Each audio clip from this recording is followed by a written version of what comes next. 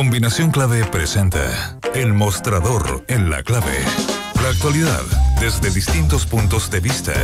Un espacio para la discusión bien informada. El Mostrador en la Clave. Con el equipo de El Mostrador.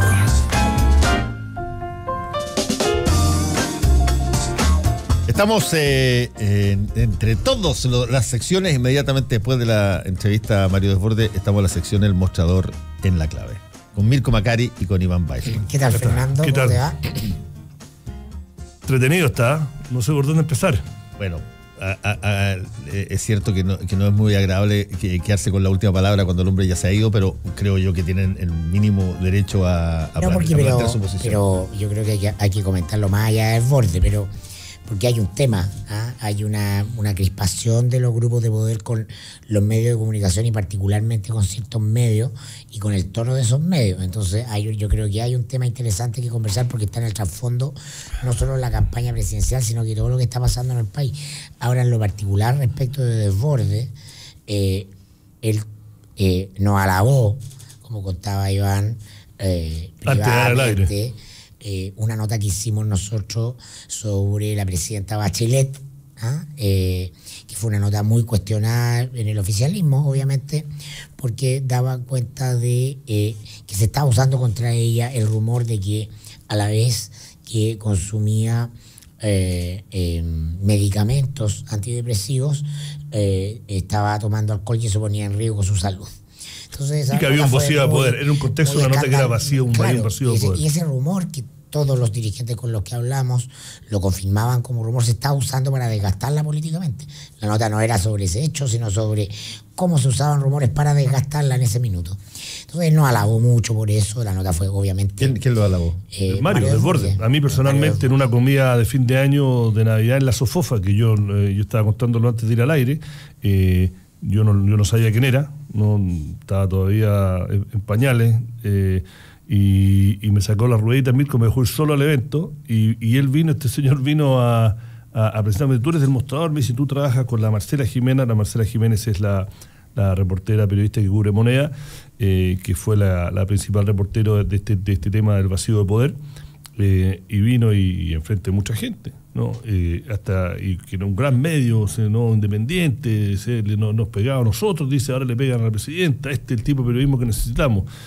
Bueno, parece que no le gusta tanto, pues es una cosa temporal. No, y él cambió básicamente cuando nosotros contamos a partir de la crisis del escándalo en Gendarmería, ¿no? El año pasado, que entre los parientes de políticos instalados en Gendarmería estaba su señora, la quien le instaló durante el gobierno de Sebastián Piñera. Y ahí se volvió loco. Eso es Gendarmería. El antes y el después. En Gendarmería, dije. En Gendarmería. Sí, fue el jubilazo, el tema del jubilazo. Claro, ahí salió a la luz. Claro, ahí está la nota, si alguien la quiere ver. Y en ese minuto se volvió loco por redes, amenazó con querella, lo clásico, ¿no? El clásico comportamiento del que no entiende la función real de la prensa en un país con estándar OCDE, porque venimos de una prensa sin estándar OCDE en general. Y yo no voy a defender nuestro trabajo, que se justifica por sí mismo, me refiero al del Mostrador, pero hay una mirada nuestra que tiene que ver con intentar ser un contrapeso informativo, básicamente de grandes medios de comunicación que son tributarios de grupos económicos, no cadenas de medios que son tributarias de grupos económicos, y que los grupos económicos digitan en general y que por a definición la chilena y que por definición no son independientes, y que no son independientes y que tienen agendas, y desde ese lugar se controlan las agendas. Entonces las críticas a Ciper Chile, ¿no?, por sus investigaciones respecto de Sebastián Piñera, se dan, el señor Desbordes no lo ve, en el marco de que hacer pautas sobre Sebastián Piñera para ciertos medios es un deber, ¿no? Porque hay otros medios que no lo investigan con la debida profundidad que debe darse a nuestro juicio cuando se trata de un interés evidente. Nosotros en El Mostrador fuimos los que, junto con Biobío, además coincidentemente con Biobío, 5 horas de diferencia, explotamos el caso Exalmar, ¿no? El caso Exalmar es una investigación que hacemos nosotros, la firma Iván Weissman, la firma Santiago Escobar, ¿no? Y eso es lo que da origen al caso Bancal, ¿no?, a la querella del diputado Hugo Gutiérrez. No hay un dato equivocado en esa nota, ¿no? Al señor Desbordes puede que no le gusten las consecuencias políticas para su candidato, ¿no? Emanadas de esa nota. Pero en esa nota no hay distorsión, no hay interpretación, son hechos, ¿no? Y la cobertura de la campaña, efectivamente, como tú muy bien dices, es una interpretación de los medios de comunicación, pero no es una interpretación antojadiza. Tiene que ver con una mirada que es absolutamente necesaria de contrapeso informativo. Muy probablemente lo que quiere el señor Desbordes es que todos los medios hagan lo que hace Canal 13 respecto de la información de CIPER y la Sociedad de Piñera y las Vírgenes, que parte una nota de algunos pocos segundos con el comunicado de la oficina de Sebastián Piñera desmintiéndolo. Entonces, no, esa información no es sesgada, ¿no? La nota parte, la nota de anteayer en el Canal 13, al medio del noticiero, parte diciendo la oficina de Sebastián Piñera niega, no parte entregándolos. Entonces, y es legítimo que así sea, porque no nos pisemos la cama entre superhéroes. Todos los medios tenemos agendas. Dicho esto, lo interesante, y yo quiero hacer de nuevo voy a usar un disclosure, yo voté por Sebastián Piñera el año 2009. Lo quiero decir públicamente, no me manejo en esto como Eso suena cuando alguien reconoce que le gusta Arjona, porque yo reconocí una vez que me hicieron un pedazo. No, pero la construcción de la agenda del medio de la que yo soy parte no tiene nada que ver con por quién yo voy a votar el día de la elección, ¿no? Es algo más complejo y aspiramos a que sea mucho más profesional, ¿no? Una cosa es tener agenda política, el mostrador tiene una agenda política, lo que no tenemos es una agenda electoral. Son cosas distintas. Y en Chile esas cosas no se entienden.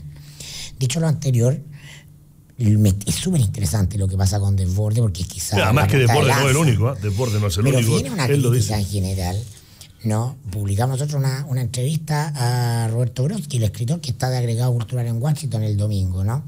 Y se despachaba estas frases sobre una suerte de asco que le da el tono de cierta prensa, ¿no? De que una prensa hipócrita que está en un tono desmedido, que no tiene autocrítica, que somos prácticamente los catones de la moral, etcétera, etcétera, sin dar nombres. Por cierto, esto viene transversalmente dándose en una élite de señoritos muy bien peinados que disfrutaron de la complacencia de la prensa genuflexa de la transición. Esa prensa que no investigaba, que no cuestionaba con dureza, y en parte de la cual yo responsabilizo de que nos hayamos sorprendido ahora de todos los casos de corrupción que existieron por años en Chile y que ahora vemos, ¿no? Esa prensa calificada como la prensa correcta, la prensa donde todos eran amigos con todo, la prensa oficialista, la prensa que reproducía comunicados, que compraba versiones oficiales de palacios, de candidatos, etcétera. Esa prensa es en buena parte responsable de que estemos donde estemos, ¿no? Esa prensa sin musculatura, ¿no? Es la que permite finalmente que el poder, el club del poder, juegue y haga enjuague y negociado transversalmente desde Carabineros a los políticos y los empresarios de Soquimich, de Corpeca. Lo que pasa es que la prensa en Chile a mí me pareció muy curioso cuando volví y me puse a trabajar cómo operaba, porque en general el rol de los medios es una forma no solo de cuestionar el poder, pero también es cómo los que no tienen poder se relacionan con el poder en una forma quizás crispada, pero es una forma de... Y acá los medios tradicionales eran una forma de que el poder se comunicaba con el resto del poder e informaban al resto del país. O sea, no quiero dar nombres, pero odiar, o sea, principalmente el Mercurio y la Tercera era la carta al director y las editoriales y las principales reportajes y entrevistas del domingo. Era una forma de una parte del poder de informarle o comunicarse con otra parte del poder. No eran diarios que representaban y cuestionaban. Ahora, dicho esto, igual como en un montón de situaciones, desde los últimos 5 o 6 años creo que el periodismo en Chile despertó igual que el resto del país. Todos los grandes casos que estamos hablando ahora, el caso Platas Políticas, el caso Cabal, caso Cascadas, en el punto financiero, todos saltaron a raíz de el trabajo de la prensa. Entonces, si se le deja espacio, hay periodistas en Chile que pueden hacer la pega. Lo que pasa es que cuando digo por definición, y esto no quiero decir para mí es malo, pero por definición, el hecho de que todos los grandes grupos son dueños de un diario, de un grupo de televisión, por definición no eres independiente. Y el Mercurio, a pesar de que no tiene conflictos de interés porque no tienen banco, perdieron todo, vendieron todo, lo único que le queda es el Mercurio, pero el Mercurio siempre ha sido históricamente, y no pretende ser otra cosa que los cheerleaders del poder empresarial en Chile, ¿no? Y esos son lo que son, no pretenden no serlo, y por muchos años fue como el árbitro, pero era un parte del poder, no era un medio que cuestionaba el poder. Y eso a mucha gente no le gusta. Ahora, pongamos un par de situaciones que también quizás llaman la atención. En otros países, donde la prensa también tiene como misión fundamental, entre otras cosas, vigilar al poder, entre los medios no existe esta suerte de hoy por ti, mañana por mí, apretujémonos, no reportean en manada. Y se critican lo uno al otro. Eso es lo que me refiero. Y la razón es bastante obvia de por qué actúan de otra manera. Porque no existe mayor fuente de información que los medios de comunicación. Es lejos la más amplia. Más amplia que el gobierno, porque el gobierno es cubierto por los medios y es una parte del diario. Pero además tiene noticias internacionales, tiene noticias económicas, tiene noticias culturales. Los medios de comunicación son la principal fuente de información lejos. Por lo tanto, ¿por qué razón no habría de evaluarla, juzgarla? Y los medios de comunicación, por ejemplo, en Estados Unidos o en Europa, no tienen ningún tapujo en citar a otro medio para criticar determinada cosa. Cero. No. Nosotros lo hacemos. Y aquí cuesta, ha avanzado muchísimo, pero cuesta una barbaridad. Aquí durante muchísimo tiempo estaba prohibido en los medios de comunicación nombrar medios competidores porque se suponía que si tú al nombrarlos automáticamente les estabas haciendo publicidad. O sea, pero lo que pasa es que ahí está, tú lo que tú has dicho, para mí toca el corazón del problema, es que los medios están para servir al lector, no al propio medio. Al lector, la verdad que, bueno, tú tienes mucha más experiencia que yo, manejando diario, etcétera. Al lector, sobre todo, no tiene la más mínima idea si lo que dijo el señor Desbordes lo dijo en la Cooperativa, lo dijo en el Mostrador o lo dijo en La Clave. Porque la gente lo lee donde lo lee. Lo importante es que la información salga. A mí siempre me pareció, claro, el matutino o el despertino no querían nombrarlo. Claro, no se nombraba. Y te lo enseñaron en la escuela. Mira, hubo un profesor que yo tuve cuando estuve en la Católica, que yo estuve un año y medio en la Católica antes de irme a Estados Unidos. Profesor que después fue diputado y que salió mal como diputado. Y que contaba una anécdota. Pero contaba una anécdota y como parte de la introducción al periodismo, que a mí me sorprendió. Él decía que los medios de comunicación no tienen por qué reconocer errores. Y contaba una anécdota. Decía que ya había llamado a El Mercurio, esto tiempo pasado, mucho antes de la dictadura, era una cosa histórica, donde se había informado erróneamente de la muerte de un determinado personaje conspicuo. Y se pedía, por favor, que se sacara una nota diciendo que se habían equivocado y que esa persona estaba viva. Y la respuesta que dio el editor, y él se jajajeaba y nos reímos todos en la sala, digamos, primer año de periodismo, era que no podía desmentirse a sí mismo el medio de comunicación. Lo que podía hacer era poner a la persona en la columna de los nacimientos al día siguiente. Y se reía la carcajada, ¿cachai? Y tú eso lo constatabas a la hora de que hoy día los más viejitos probablemente nos van a entender más que los más jóvenes, porque hoy día eso ha cambiado brutalmente. Tú no nombrabas nunca a otro medio. Más aún, tú no usabas a veces información relevante que otro medio había sacado primero por evitar decir o tener que decir que ese medio era el que lo había sacado. O se la robabas, nomás. Y eso era una cosa relativamente estable. Hasta el día de hoy, yo creo que hay, culturalmente, y lo notas tú en la radio, cuando tú estás entrevistando a alguien, y la otra persona quiere decir que otro medio, otra radio lo dice, te pregunta al aire, te dice, bueno, yo esto lo supe, ¿puedo nombrar a la radio? o te dice una radio amiga. Porque existe todavía esta lógica de ocultar el nombre porque no se saca la suerte. Porque yo siempre he dicho que una de las razones que, y lo sigo insistiendo, que en general en el periodismo en Chile, quizás menos que antes, es ninguneado por el poder. No saben que somos que tenemos influencia, saben que somos, pero en general lo ningunean, no le tienen respeto. Le tienen quizás miedo, pero no le tienen respeto. Y parte de eso es por las prácticas de nuestro gremio, de nuestro oficio, de no ser suficientemente autocrítico en ese tipo de cosas. O sea, a mí, yo lo digo incluso con gente que trabaja con nosotros, que hay reglas de que no hay que citar, que después de 2 días no hay que citar. Yo en ese sentido me gusta el sistema gringo, o sea, incluso cuando un diario tiene información, te pone al final, esta información originalmente la reveló 2 días atrás el otro diario. O sea, le están dando crédito, a pesar de que ya lo confirmaron, de que tienen información nueva, pero creen que es respetuoso al otro. Iván, es que en los de los diarios gringos, que le puede interesar a nuestros auditores, que tú cuentes la experiencia de que un medio de comunicación, por pertenecer a un grupo económico, ser parte de la propiedad de un magnate, no deja de investigar a ese magnate. No, pero en general no son.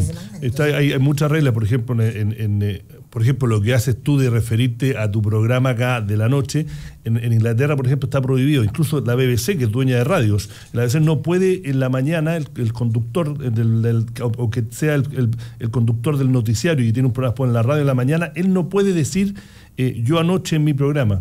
Ahora hacerle una gran noticia porque en Estados Unidos tú no puedes tener más del 30% del mercado en radio y al mismo tiempo hay un montón de restricciones en países que no puedes tener más de 5 estaciones de televisión dentro de la misma propiedad directa. Si tú tienes más de 5, caes en ilegalidad.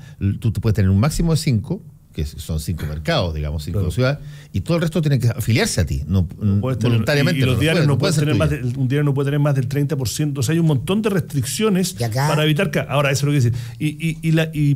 Y no creo que haya una ley, no estoy seguro, pero no hay ningún gran grupo de medios en Estados Unidos que al mismo tiempo tengan banco, inmobiliaria, o sea, son negocios de medio, incluso lo que ha pasado últimamente, sobre todo en el mundo, diciendo nada de eso. Lo que ha pasado últimamente es que se metieron grandes empresas en básicamente medios televisivos, yo creo que General Electric compró. Sí, yo NBC lo vendió de vuelta, pero tú partes. Sí, bueno, y Amazon es dueño del Washington Post. Bueno, no la empresa Amazon, pero el dueño de Amazon.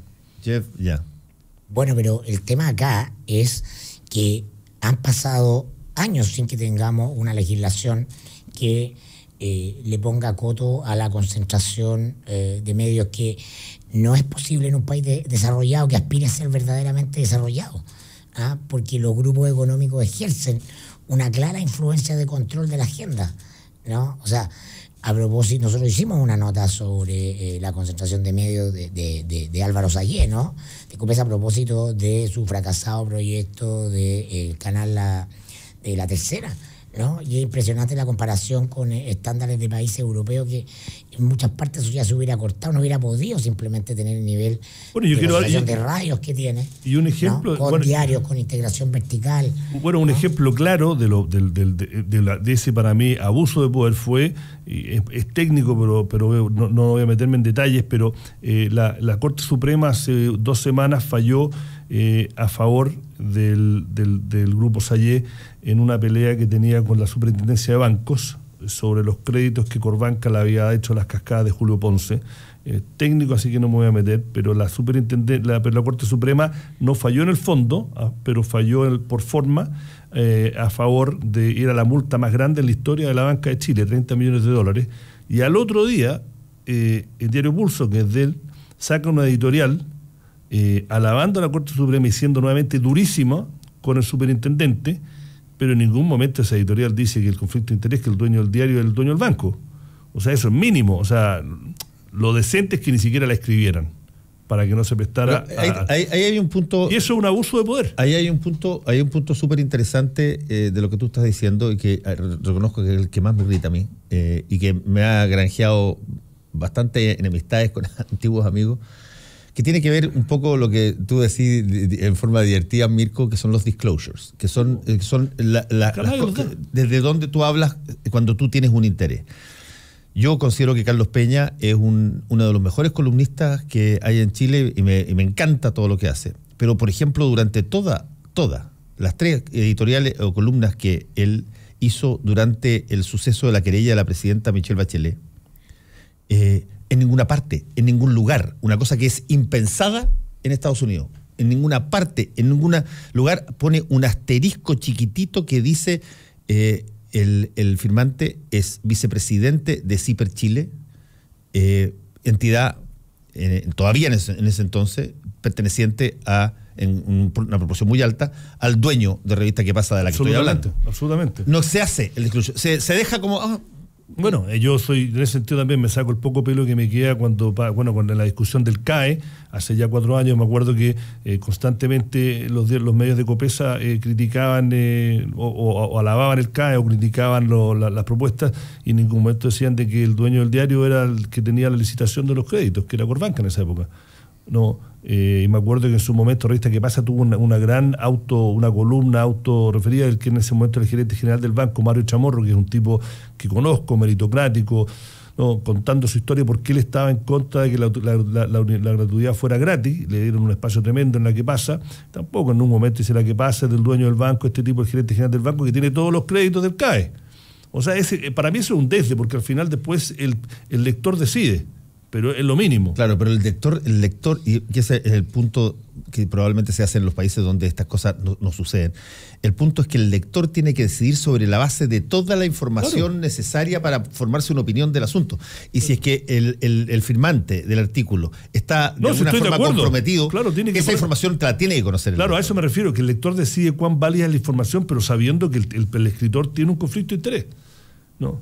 Pero bueno, no estamos... Yo fíjate, tengo una cosa, lo voy a contar, perdona Lucho que lo voy a decir, pero Lucho Hermosilla, abogado de la plaza, yo lo he entrevistado, qué sé yo, por sus casos 6 o 7 veces, y le irrita profundamente porque cada vez que yo entrevisto a Luis Hermosilla, parto diciendo, yo quiero decir que este señor es el padrino de mi hijo.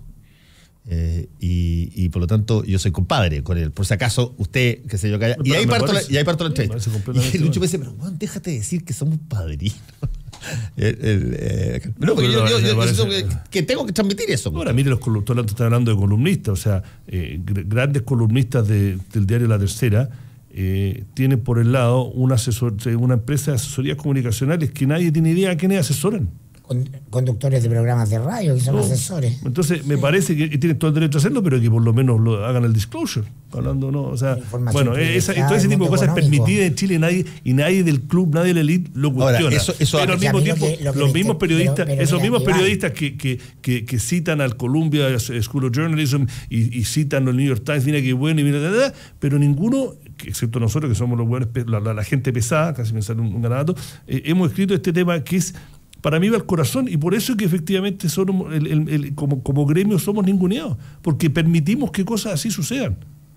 Oye, ¿no? Que todas estas cosas que estamos describiendo han sido asumidas con absoluta complacencia por la élite dirigente. A eso me refería. Años, pero ahora, ¿no? Que aparecen medios o se erigen figuras con un tono más crítico, que meten el dedo en la llaga, ahora entonces el periodismo se desbordó. Ahora hay un tono insidioso. Ahora se está tirando por la borda todos los logros del país. O sea, la queja del padre Monte, ¿no? Hace muy poco en la Semana Santa, ¿no? Respecto de los periodistas que investigan, ¿no? Hay un coro acá de gente que es responsable de su desarrollo exitoso porque vivía feliz en sus puestos de poder con la prensa obsecuente, pues. Entonces, ojo con eso. Sí, Desborde no es desborde. Sí. Es una está desbordado. Generalizada. Ayer Desborde yo lo escuché porque me había ido acá y lo escuché a Desborde diciéndole, claro, a Cecilia Robaretti le dice, tú realzas la información de CIPER porque eres amiga de Mónica González. Pero que es un desarrollo exitoso mismo ese señor, o sea, no ha salido el cuartel de Paco. Por favor, En cualquier país desarrollado estaría en la portada de un tabloide. Bueno, déjame decirte que, por ejemplo, le quiero comunicar a Jorge Barahona, que pregunta por Twitter, ¿y quiénes son los dueños del Mostrador y Radio La Clave? Que si hay algo que se conoce, por lo menos, si que no lo conoce usted, Jorge, en la Radio La Clave es de propiedad de Miguel Nasur, y si es que usted quiere hacer, y eso además es ultra conocido, si usted quiere hacer un link directamente entre su percepción de Miguel Nasur y cualquiera de las personas que trabajamos en La Clave, tiene todo el derecho a hacer, y esa información es pública. Así que, y el Mostrador en la página web abajo a la derecha, donde dice quiénes somos, está la lista de los 8 dueños. Sí, hay que gastarse un poquitito los zapatos y hacer la pega de buscarlos. No todo tiene que llegar, qué sé yo, procesado y con una cucharadita a la boca. Digamos. Pero no hay ningún misterio. No hay ningún misterio, nadie esconde ese tipo de situaciones. Bueno, ya hablando del poder de la prensa. Pero hablando del poder de la prensa, sé que no queda tiempo, pero la prensa fue lo que tiene a Estados Unidos en esta crisis institucional en que está ahora. O sea, fueron los periodistas, porque no hay el contrapeso, el único contrapeso que ha tenido Trump desde que asumió, y han sido los reportajes del New York Times y el Washington Post principalmente, que lo tienen con un fiscal especial investigándolo, y que tiene lo que hablamos hace 2 semanas cuando hablamos de Ian Bremmer, y que decía que los mercados no están, los inversionistas no están realmente haciendo una evaluación cuerda de la fragilidad geopolítica y política que hay en el mundo. Bueno, ayer parece que le pusieron atención, porque los mercados alrededor del mundo llevan ya hoy día, entiendo, antes de entrar acá vi, también están cayendo con fuerza a raíz de la inestabilidad, y se habla ya con un poquito más de seriedad, aunque lejano, de la posibilidad de un juicio político a Trump. Agradecemos a Iván Weissman y a Mirko Macari aquí en el Mostrador en La Clave. Que les vaya muy bien. Nos vemos, Fernando. Nos vemos. Chao. Actualidad con ojo crítico. Información desde distintos